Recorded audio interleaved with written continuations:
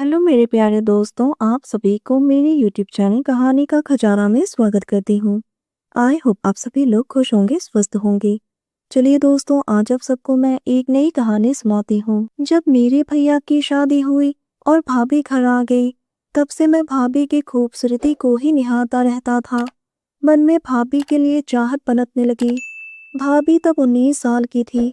मैं उनकी खूबसूरती का दीवाना होने लगा, क्योंकि मैं भी एक 22 साल का जवान लड़का था। भाभी मेरे साथ बहुत ही प्यार से बातें करती थी। हम दोनों दोस्त की तरह बन गए थे, लेकिन कभी अपनी चाहत के बारे में उनको नहीं बता पाया। इसी तरह से 2 साल कब निकल गए मुझे पता ही नहीं चला और मुझे फौज में नौकरी मिल गई। उसके बाद से भाभी के साथ बातचीत करने का मौका ही नहीं मिल पाता था, लेकिन उनकी याद में मैं तड़पने लगा। धीरे धीरे मैं अपने काम में बिजी हो गया और मेरी नौकरी को भी 1 साल होने को आया।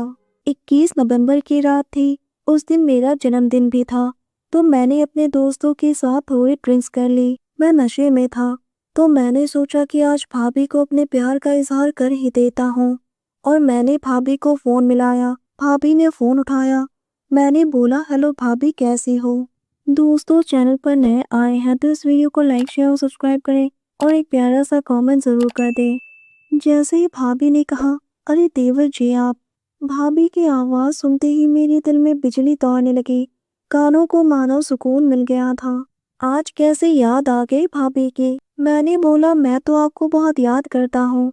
आपको ही हमारी याद नहीं आती है तो हम क्या करें?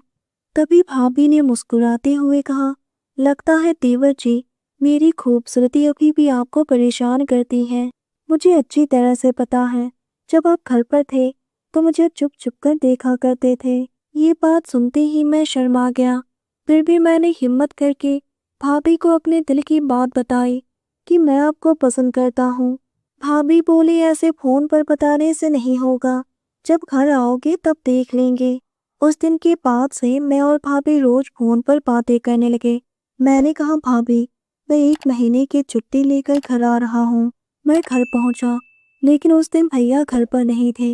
वो मेरे चाचा के घर गए हुए थे। मैं अपने कमरे में गया और फ्रेश होकर बिस्तर पर सो गया। तभी मेरा बिस्तर थोड़ा सा हिला। मेरी नींद टूट गई।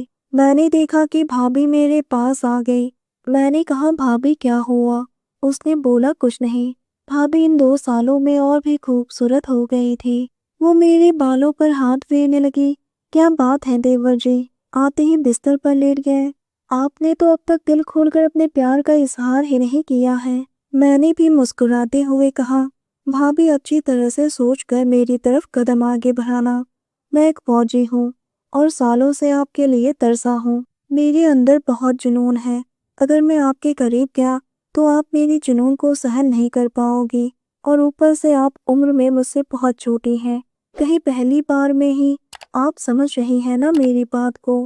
भाभी ने हंसते हुए कहा, देवर जी, आपकी भाभी इतनी भी नाजुक नहीं है कि आपके जुनून को सहन ना कर पाए।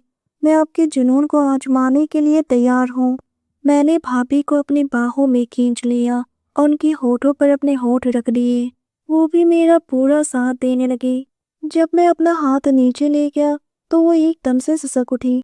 फिर धीरे धीरे कपड़े किनारे होने लगे और मैं अपनी चाहत को जुनूनियत की हद तक मिटाने लगा, ताकि भाभी मेरी चाहत को कभी भुला ना पाए। 1 महीने तक मैंने भाभी और मेरी चाहत को पूरा किया। उसके बाद मैं भी अपने काम पर वापस आ गया। एक दिन भाभी ने मुझे फोन किया और खुशखबरी सुनाई कि वो माँ बनने वाली हैं। मैंने भी हंसते हुए कहा, तो भाभी, मैं चाचा बनने वाला हूँ। भाभी ने कहा, नहीं देवर जी, आप तो पिता बनने वाले हैं। मैं थोड़ी देर के लिए चुप रह गया। भाभी ने कहा, क्या हो गया देवर जी? मैंने कहा, भाभी, अगर भैया को पता चल गया तो? भाभी ने कहा, तुम्हारे भैया और मैं कई सालों से बच्चे के लिए कोशिश कर रहे थे, लेकिन कुछ हो नहीं पा रहा था। और रही बात मेरी माँ बनने की, तो तुम्हारे भैया को लगता है कि ये उन्हीं का बच्चा है। मैंने हम दोनों के बारे में किसी को भनक भी लगने नहीं दिया। उस दिन के बाद से मेरा और भाभी का रिश्ता बहुत ही मजबूत हो गया। दोस्तों, आप सबने अपना कीमती समय निकालकर इस वीडियो को सुना, इसके लिए आप सभी को धन्यवाद करती हूँ। धन्यवाद दोस्तों।